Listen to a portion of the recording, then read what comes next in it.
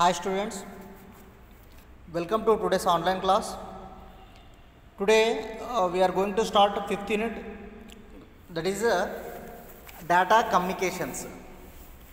So before starting the fifth unit, we have to learn the terms that are data, what is communication, and what is the data communication, and characteristics of data communication system.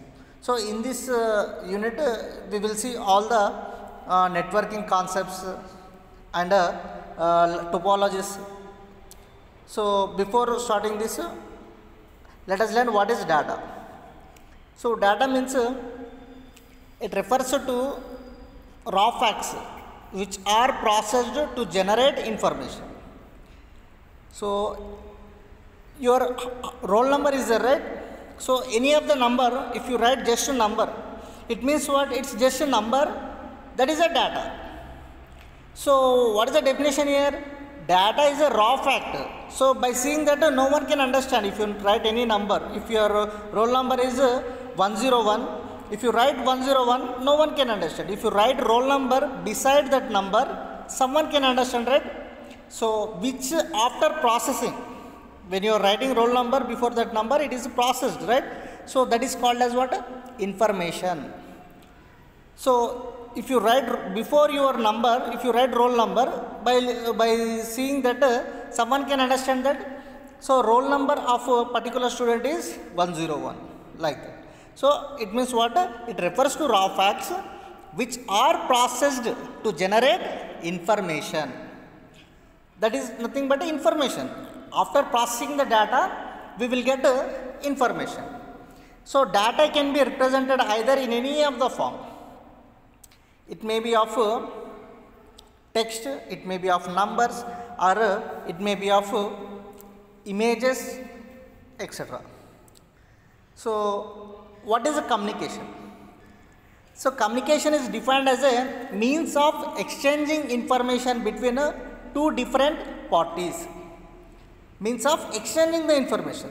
So this information includes, it may be an idea, it may be an emotion, or it may be skills, messages. Therefore communication is an activity among human beings for revealing, expressing their ideas, emotions, opinions, and thoughts with others. First example of communication is that in classroom we are having communication. It means what? There exist two parties. What are that parties? First party is myself, and second party is you. I am teaching, right? You are listening. I am teaching means what? I am sending some information to you. Sender and you are the receivers. Students are the receivers. So the communication takes place between sender and receiver. So through what? Through any media. So my words can be heard by your ears with the media air. Through air only we can communicate, right? So in this data communication in computer environment, the exchange of information can be taken place using any of the data communications. Okay. So just communication means having a communication between sender and receiver, but through by exchanging their ideas or any skills, messages, everything. But in computer environment, data communication means it refers to the way of exchanging digital messages between the devices with the help of communication channels. So using by any of the media, like it may be of any cable, like pair, twisted pair cable or coaxial cable, which we will learn in this unit further in the next classes. So that is nothing but data communication. So what is the need of data communication networking?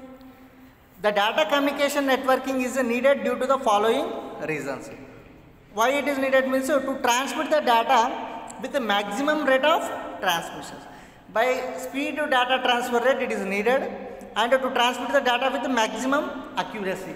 So without any interruptions. So using this any of the communication data communication networking concept, we can transfer data accurately. And the last one is what? To transmit the data with least possible transmission impairments. That is, the data must be free from noise, attenuation, delay, distortion, etc. So it cannot be disturbed by any of the any environmental factors. So to avoid all these disturbances, there is a necessity of using data communication medium. So if you see some of the characteristics of data communication systems, so the data communication system will be effective only if the system possesses the following characteristics. So any of the data communication should possess the following characteristics. What are that? Delivery, accuracy, timeliness, jitter. Delivery means what? The system must ensure that the data is delivered to the intended destination. That is, the intended destination, or a user must receive the data sent by the transmitting device. So to whom you are delivering? To the particular system only it has to be delivered. If you are sending to one person, accidentally if it has sent to another person, it means it is not the correct way of data communication. So accuracy means what?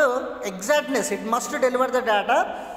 Sending device or user with great accuracy. Accuracy means what? Exactness. Whatever the data you will send, that only will be received by the receiver. And timeliness. The delivery of data, especially video and audio by the system, must occur in a timely manner. Data delivery with respect to time means delivering the data immediately as soon as it is generated, that is without any delay. So the data has to be within the time limit only. The data has to be forwarded. When it is needed, it should be received within the time only, right? After if it is any delay in the data transmission, it is of that data which is received will be of sometimes it may be useless. And the last one is what? Jitter. The packet arrival time should not vary mainly for audio and video packet, as it affects the quality of data. So jitter means what?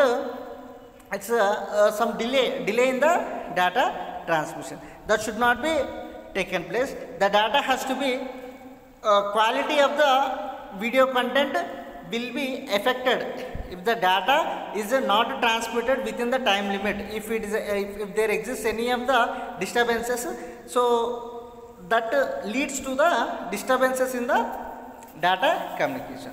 This is today's class. In the next class we will see. Thank you. All you have to watch it.